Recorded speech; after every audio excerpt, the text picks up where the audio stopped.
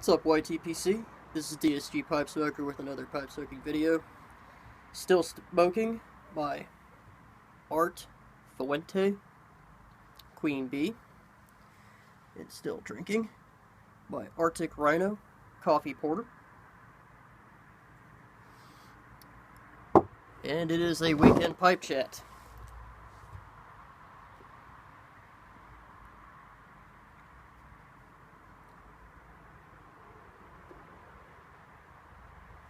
And I'm smoking a cigar right now because I'm kind of taking a break from briars and from tobacco in general, or, well, pipe tobacco in general.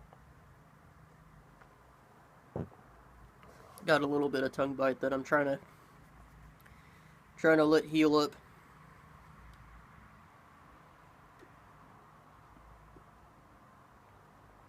So, with that being said, this is a weekend pipe chat.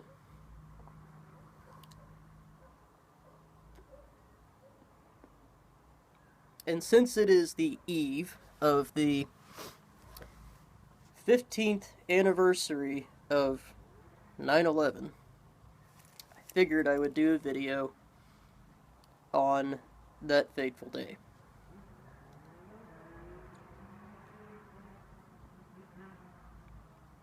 And I'm doing this because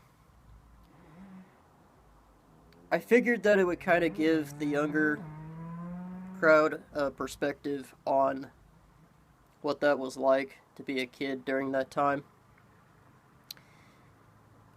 You know, it's crazy for me to think that high schoolers were born around 2000, 2001, 2002 right now.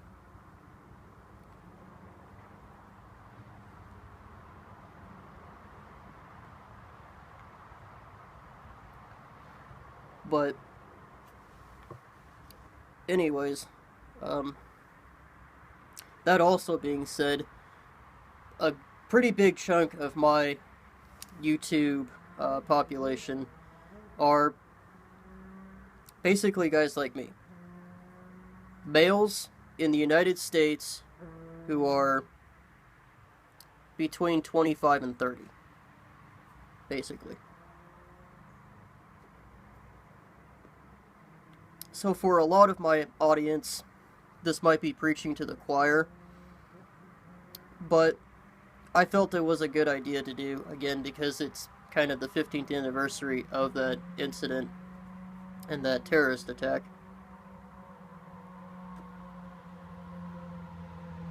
And in addition to kind of talking to the younger people in the crowd, kind of give the older generation, or the people who were, in their 20s and 30s when 9/11 happened, a perspective on what it was like, again, to be a kid growing up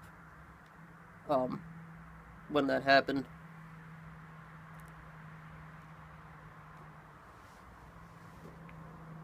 So with that being said, let's get right into it, shall we? So, when 9/11 happened, I was in middle school. I was like in the 6th or 7th grade at the time. And this, of course, was a time before smartphones. Smartphones didn't really appear until I was in a senior in high school, 2008. That was when the first generation iPhones came out. Well, they might have came out earlier than that, but no one really had them when I was going to high school. Point being, nowadays, if an attack like 9/11 happened, everybody would know about it, almost instantaneously. And I didn't really find out about it until I got to school, and none of the kids really did either. When I got on the bus that morning, it was a normal day, you know?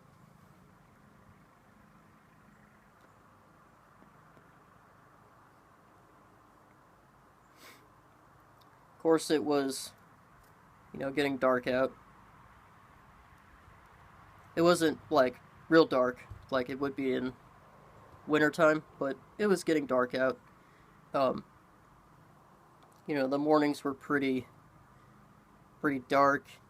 Sun was creeping up a little bit, but you still had to watch for things like moose and stuff like that.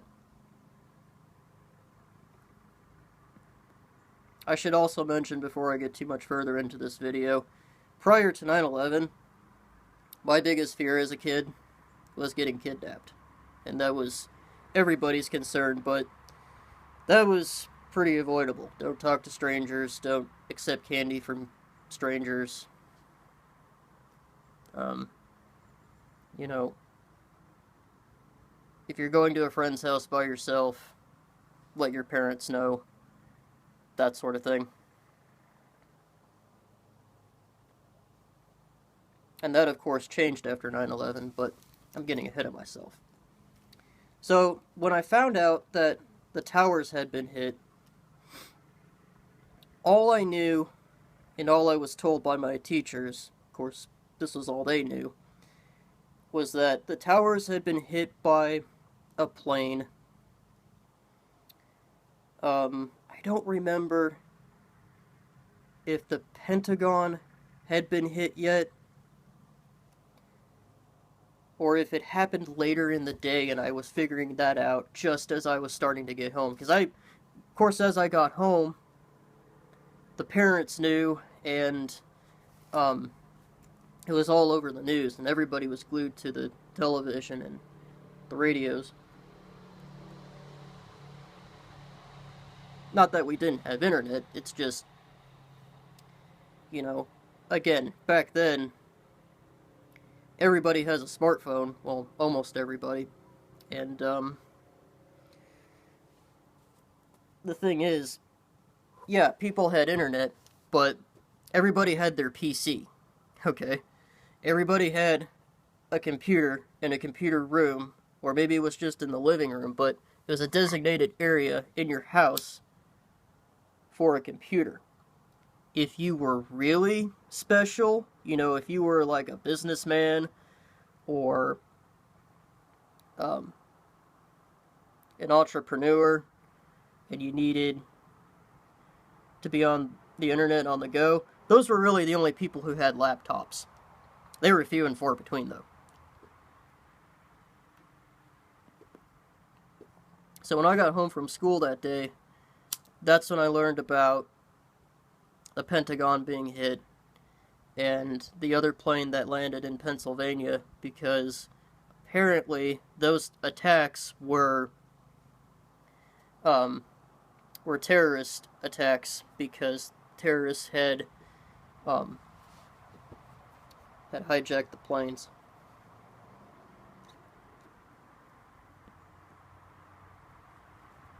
And the other thing, too, was that was really the only point in time between 9/11 and later that year. That was really the only point in time. And those 3 months, or maybe even 6 months, a few months into, 2002, where the nation was really connected, and you felt that amongst your peers. You felt this remorse and this anger, of course, because of the 9/11 attacks, but when we realized just how vulnerable we were and how vulnerable we felt,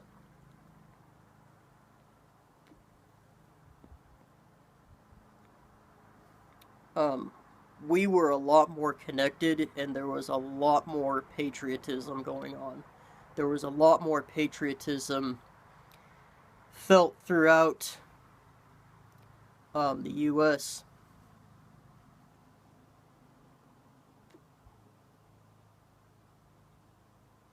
Prior to 9/11, yeah, some bad shit happened around the world.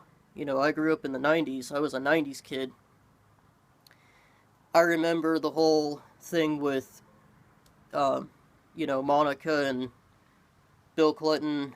I remember Diana being assassinated, or at least she got in a car accident and died that way.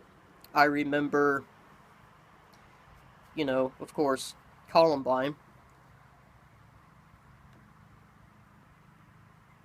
No, I wasn't at Columbine, but I remember, just like I wasn't at New York when the 9/11 attacks occurred, but still, I remember those attacks, and none of those things had nearly the impact on people that the 2001 attacks on America basically had on us. Nowhere near that.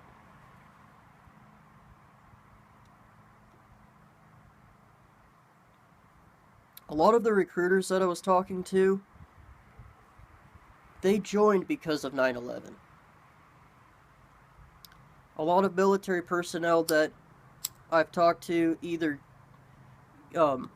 again, joined because of 9/11, or they got in because they felt a calling to help protect the nation from terrorist attacks by keeping the threat over in the Middle East and, fighting that war in the Middle East.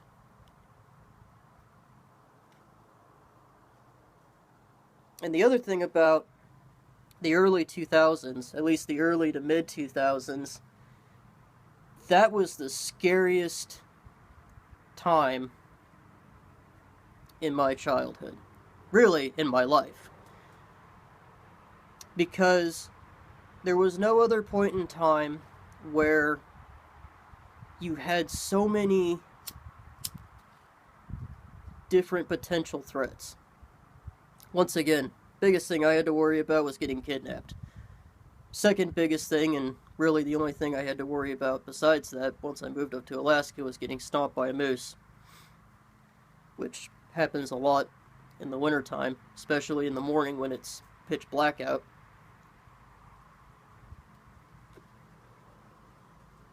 Then all of a sudden you start hearing about anthrax attacks, where somebody was sending anthrax through the mail. Airports had, all of a sudden, they've had much tighter security. Used to be that you could just go up to the gate where you're picking up a family member or a friend, colleague from work. Can't do that anymore because of 9/11.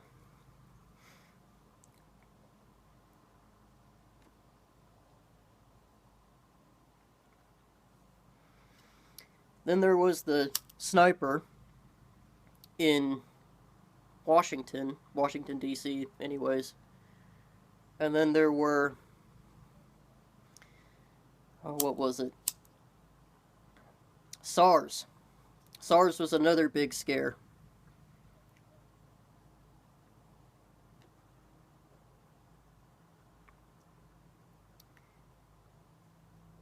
That was just a crazy few years.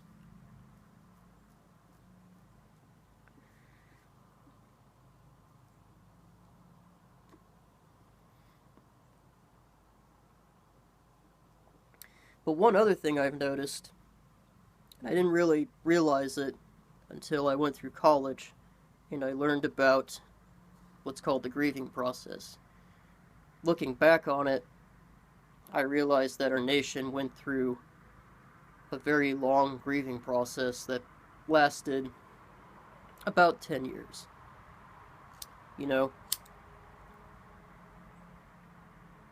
When the incident happened,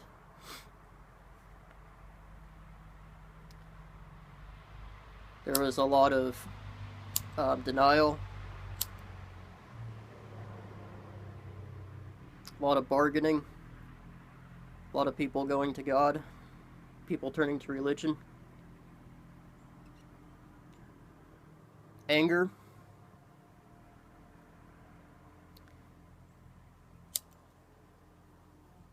I saw that whole process throughout the early 2000s, and actually throughout the entire 2000s.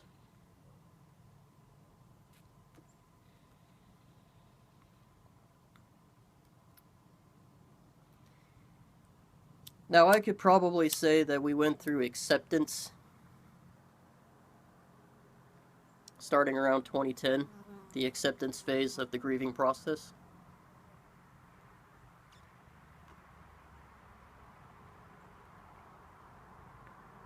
But I don't know.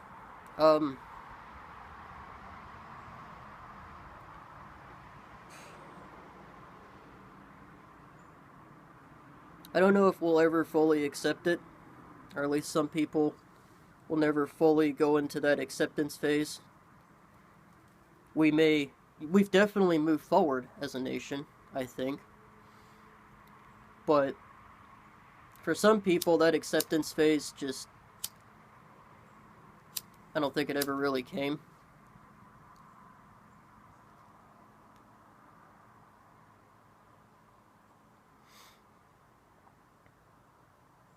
And, you know, moving forward, my only hope is that we never really forget about this. Not just because it was a tragic event, and not just because it was a major time in our history. You know, the saying, those who don't know their history are doomed to repeat it, that rings true. Especially rings true with this. If we start getting complacent,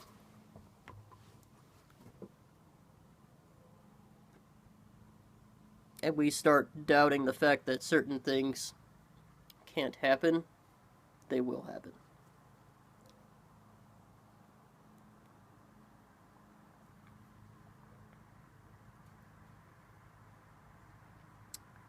So, that has been my pipe chat, my weekend pipe chat for you guys. Hope you're having a great weekend. I'm going to finish off the cigar. Then I'm going to go to a friend's house who is going to the Olympia. I was going to go to the Olympia, but I'm broke. I can't make it to the Olympia this year, so I did in 2014, and I was going to do it last year, but I missed my flight to go up, so anyway. You guys have a great weekend. This has been DSG Pipe Smoker with another pipe smoking video. Have a good day.